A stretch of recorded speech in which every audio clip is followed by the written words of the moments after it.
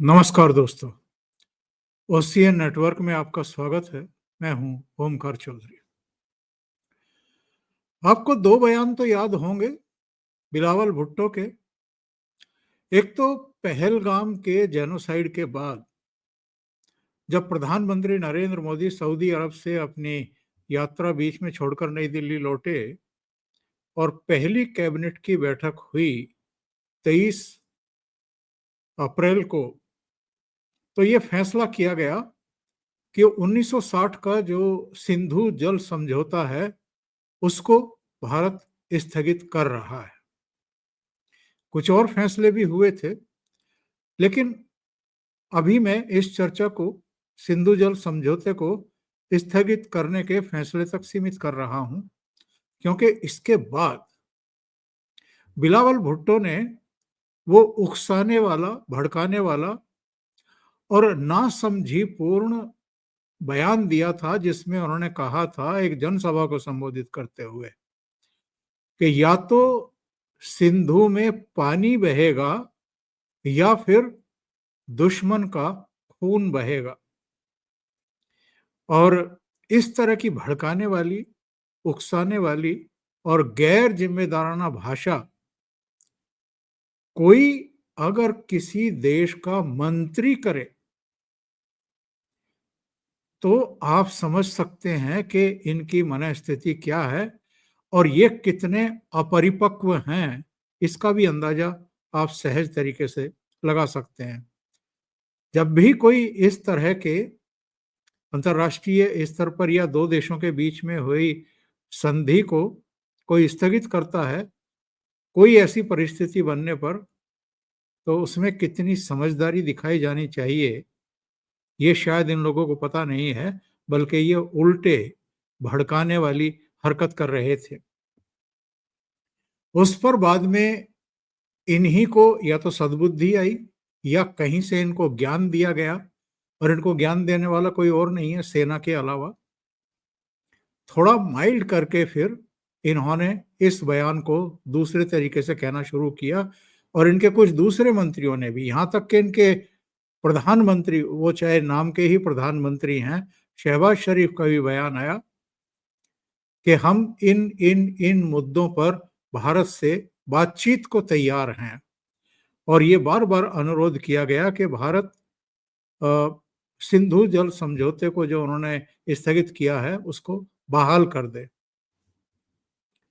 दूसरा बयान इनका संसद के भीतर, पहलगाम के बाद जब भारत ने 6-7 मई की रात को और 9-10 मई की रात को आतंकी ठिकानों को ध्वस्त किया, नेस्तनाबूद किया, और फिर इनके एयरबेस, रडार और तमाम जो डिफेंस सिस्टम था उसको खत्म किया, तो संसद में इनके भाषण चल रहे थे, पाकिस्तान के पक्ष विपक्ष के नेताओं के भाषण चल रहे थे, और सबका नजला भारत पर और भारत की सेना पर फूट रहा था, क्योंकि पाकिस्तान ने अभूतपूर्व मार खाई थी, वो भी कुछ घंटों की भारत की कार्रवाई में। और उसकी चर्चा तो खैर अब दुनिया में है, जिस तरह का सबक सिखाया था। तो बिलावल भुट्टो ने क्या कहा था पाकिस्तानी संसद में खड़े होकर के, सुन लेते हैं। अंधेरे में हमले करते हैं, जो रात के अंधेरे में हमले करते हैं, बुज़दिल रात के हमले करते हैं। अगर उनमें हिम्मत होता तो वो दिन में आके ऐलान जंग करते हैं।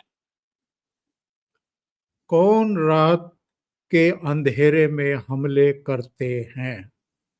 बड़ी मजाक उड़ी इसकी, भारत में भी विदेशों में भी, कि किस तरह की बयानबाजी हो रही है।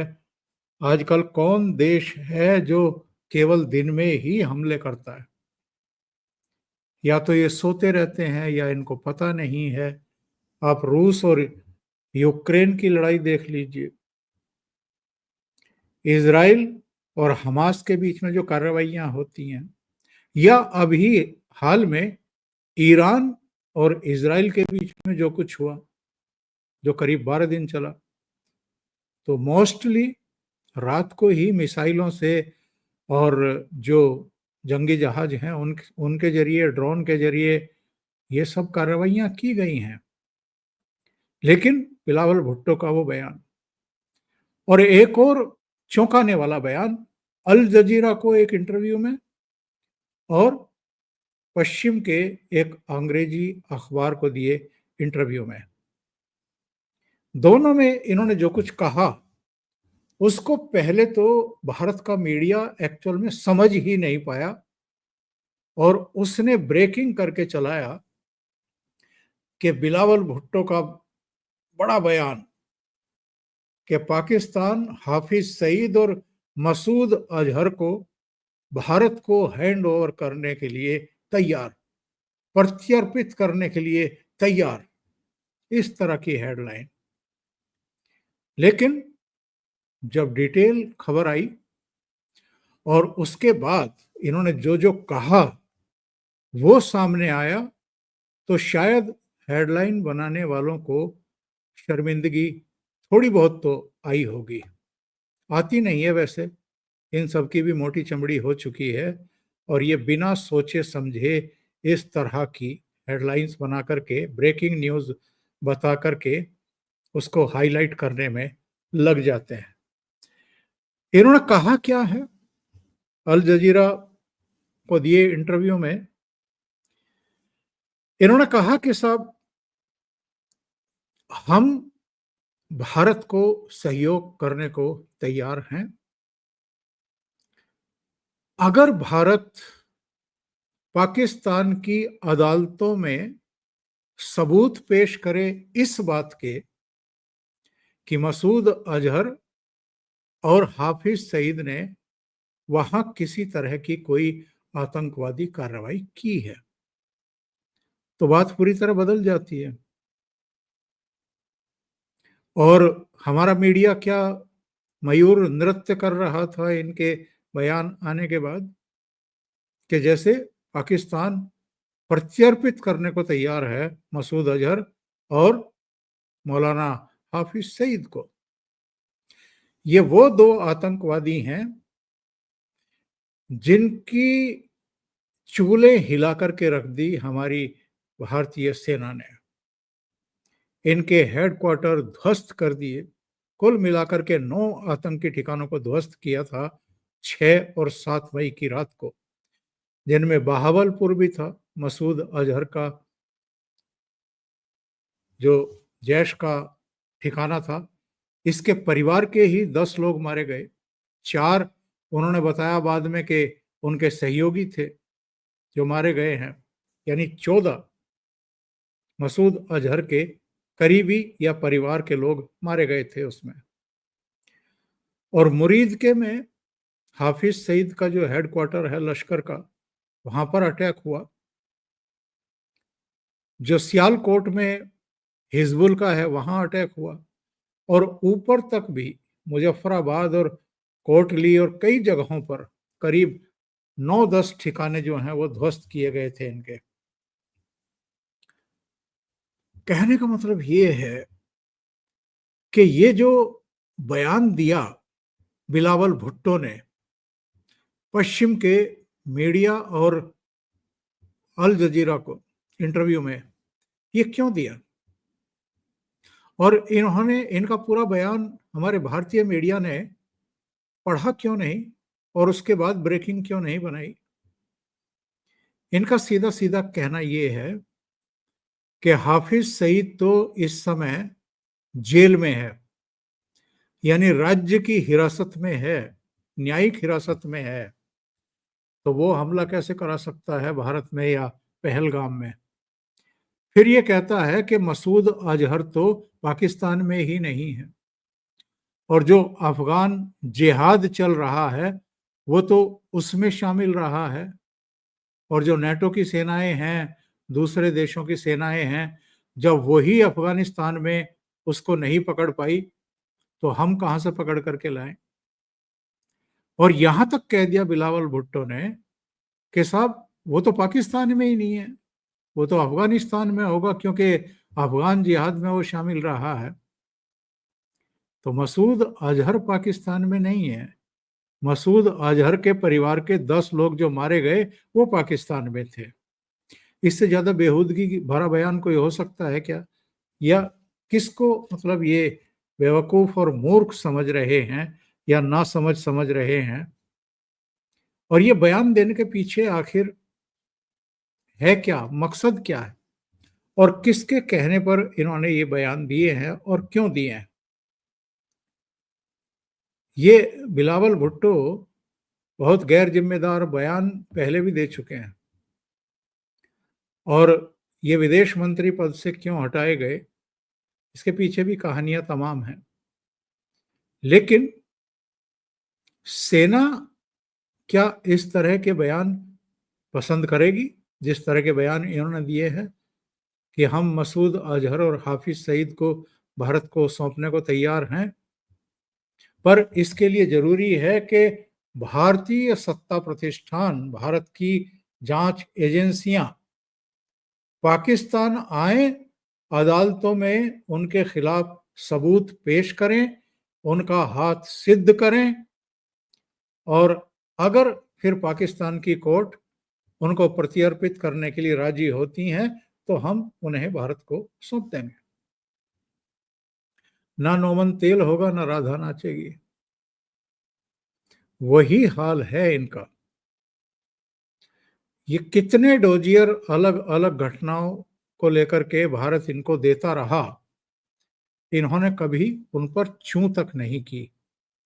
और जिस मसूद अजहर की हम बात कर रहे हैं, ये मसूद अजहर भारत में जो आतंकी हमले हुए हैं, वो चाहे संसद पर अटैक हुआ हो 2001 में, मुंबई पर हमला हुआ हो 2008 में, पठानकोट एयरबेस पर अटैक हुआ हो 2016 में, या 2019 का जो पुलवामा अटैक था, और या अब जो पहलगाम में ये घटना हुई है, जिसके बारे में सूचना आ रही है कि जैश का भी हो सकता है, लश्कर का भी हो सकता है, लश्कर की भी सूचना।